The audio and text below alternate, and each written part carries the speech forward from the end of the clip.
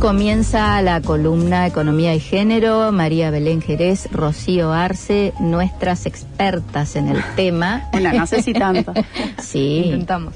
Sí. Bueno, hoy vinimos las dos porque habíamos estado trabajando anteriormente con algunos informes para el CIEPSE, que es el Centro Interdisciplinario de Estudios de la Facultad de Ciencias Económicas, que estaría bueno que entren a la página de la facultad y puedan ver en la pestaña de investigación varios informes que se han ido desarrollando a lo largo del tiempo de docentes y estudiantes de la facultad. Abordando un poco la coyuntura económica y distintas realidades que estamos viviendo, y está bueno para mantenerse informado y ver ciertas realidades. Y también nos está visitando una compañera que es Jimena Franco, que es estudiante de Ciencias Sociales de la UADER. Ya la vamos a invitar para que... Ya está incorporada. Ya es oficio. Es una agregada cultural en el programa. Bueno, muy bien, eso es muy bien.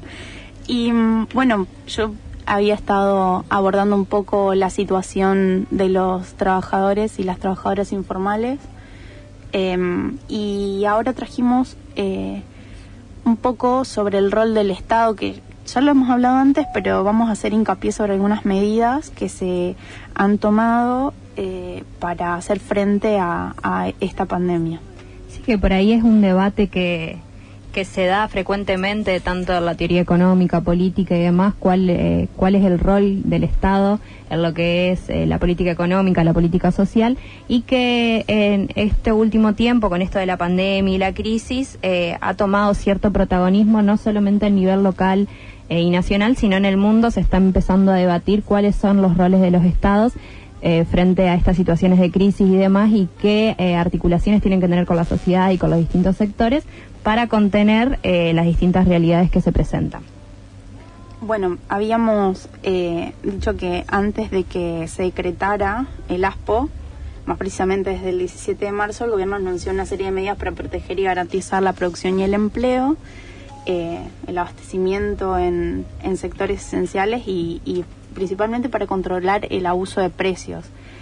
Y ante este impacto económico se encontraban algunas medidas que ahora Rocío va a comentar. Sí, en ese sentido cabe destacar por ahí la rapidez que con la que actúa el Estado argentino, no solamente en lo que sería medidas de salud, decretando rápidamente lo que es el aislamiento y la cuarentena, sino también en lo que son las medidas económicas. Como bien dijo Belén, esta serie de medidas o paquete de medidas se anunció el 17 de marzo, que fue unos días previo a que se decretara el aislamiento obligatorio, y fue de lleno a ver estas situaciones antes de la pandemia, de decir, bueno, qué situaciones se estaban dando, y el paquete de medidas se pueden dividir en 4 o 5 ejes.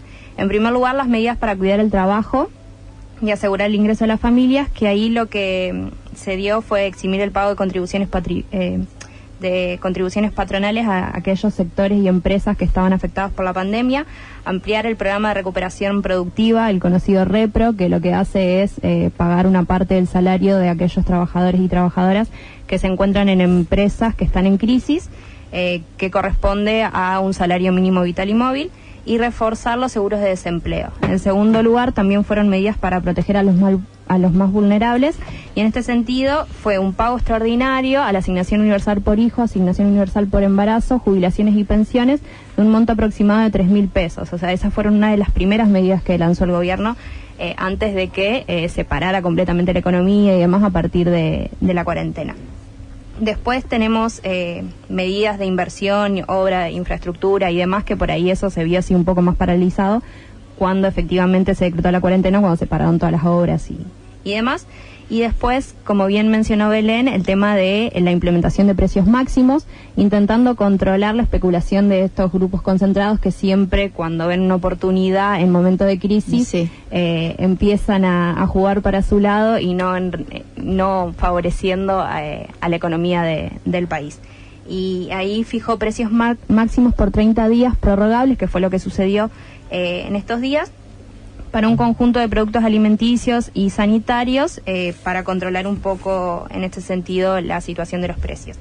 Y también, por último, un par de medidas de financiamiento para empresas para que puedan producir un poco más y incentivar el consumo, que fue también la renovación del programa Hora 12 durante un plazo de 6 meses. Estos fueron, como bien decía, las primeras medidas que lanzaron antes de que se decretara la cuarentena obligatoria y demás. Entonces, nos parece destacar como la rapidez en ese sentido, no solamente las medidas sanitarias, sino también económicas. En una segunda instancia apareció esto del IFE, como se pensó todos los trabajadores informales que de repente vieron reducidos sus ingresos básicamente a cero por la situación.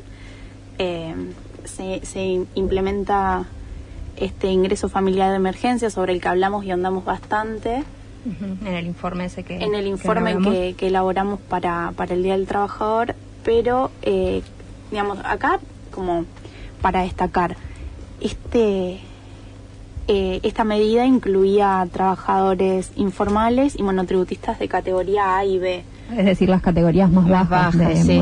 Pero había un universo de otros trabajadores o monotributistas o autónomos que pertenecían a categorías un poco más amplias que habían quedado afuera de la medida.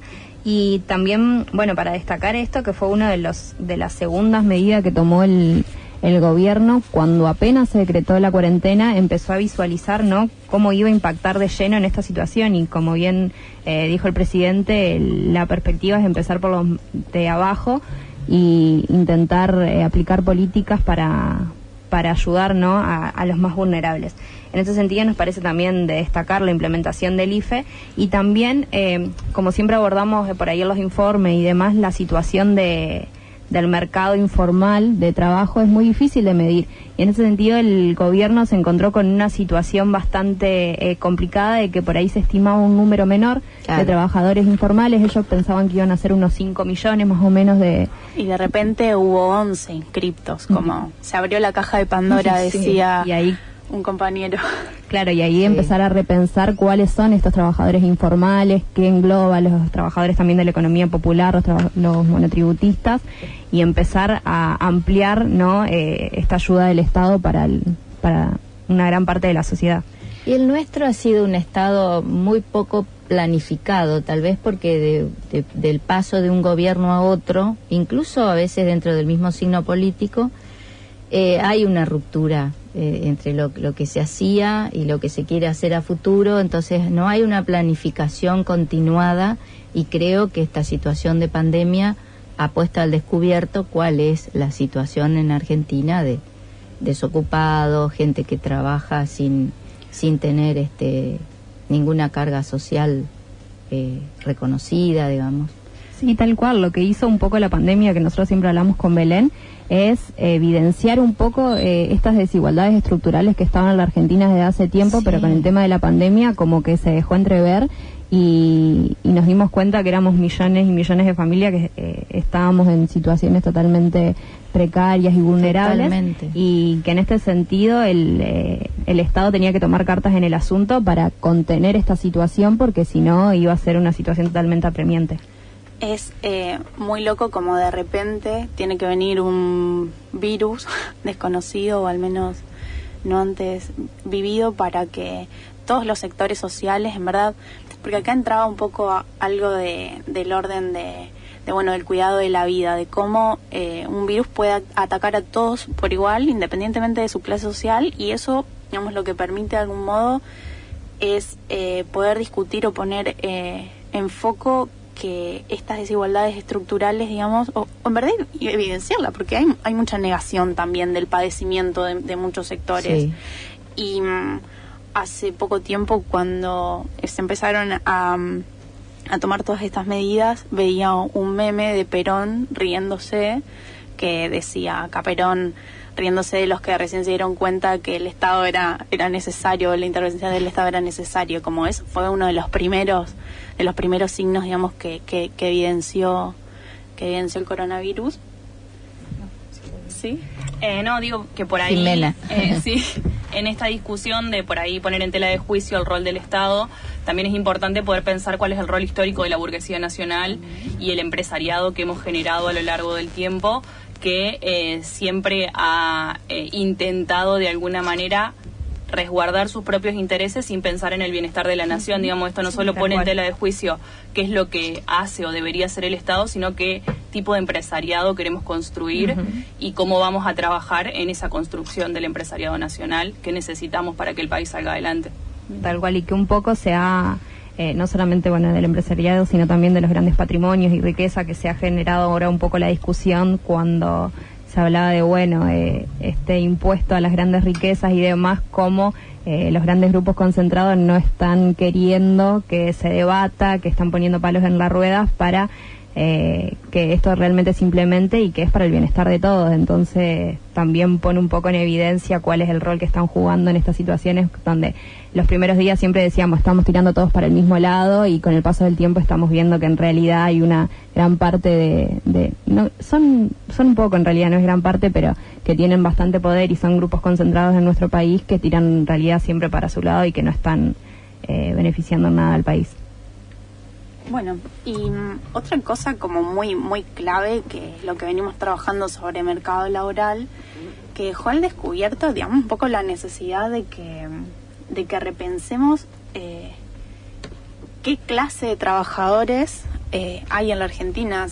Hace un tiempo leía, creo que un prólogo de José Nathanson, en donde decía como la pregunta era, ¿existe la clase trabajadora en Argentina? Y él decía, ¿existe una clase trabajadora o existen muchas clases de trabajadores? Y eso todavía no se discute en lo fino, al menos, de cómo se estudia los trabajadores en el mercado laboral, en economía, porque no es lo mismo un bancario que un trabajador de la construcción. Entonces, pensar un poco, digo esto, en categorías, se generó mucha discusión, cómo usamos trabajadores informales, cómo usamos registrados, no registrados. Digo, hay un montón de cuestiones del orden de lo epistemológico que también se están empezando, digamos, a vislumbrar, y es re importante que tengamos en cuenta y que podamos estar a la altura de esos cambios y específicamente el surgimiento de nuevos actores o el reconocimiento de algunos actores históricamente ninguneados. Invisibilizados, sí. Y bueno, y retomando un poco con las medidas políticas y económicas que tomó el gobierno, en tercer lugar podemos nombrar, así como las más importantes, ¿no?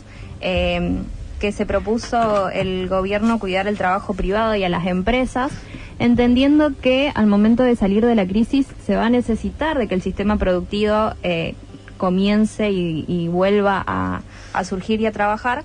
Y así fue que, para poder reactivar, ¿no?, lo que sería el entramado productivo y económico, y así definió un esquema de asistencia al trabajo y la producción conocido como el programa ATP, que básicamente lo que hace es, de entre los puntos principales, es darle un salario complementario a aquellos trabajadores que están en dichas empresas que se adhieran al programa ATP, y también, bueno, lo que ya había anunciado anteriormente el gobierno, de prorrogar el pago de las cargas patronales y demás, como los puntos principales para este punto de este programa.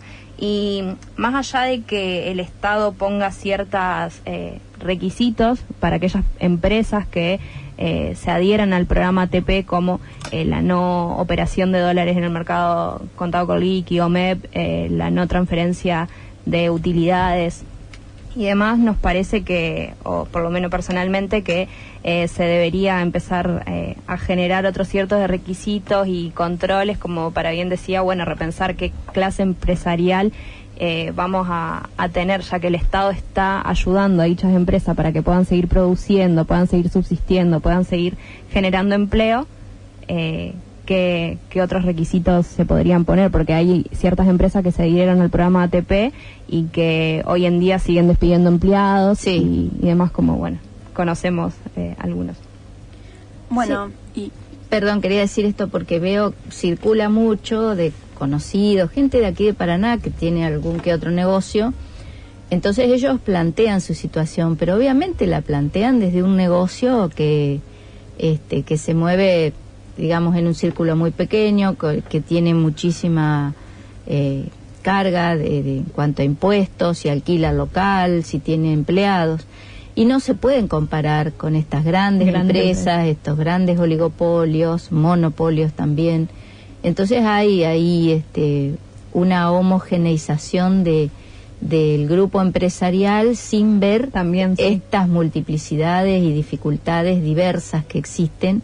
Y bueno, también leemos en las redes sociales mucha bronca por parte de algunos que dicen cómo puede ser que el gobierno esté ayudando a grandes empresas que podrían hacer el esfuerzo de colaborar y de ayudar en un momento de emergencia como ¿no? Uh-huh. No sé ustedes qué opinan. Habla tranquilo.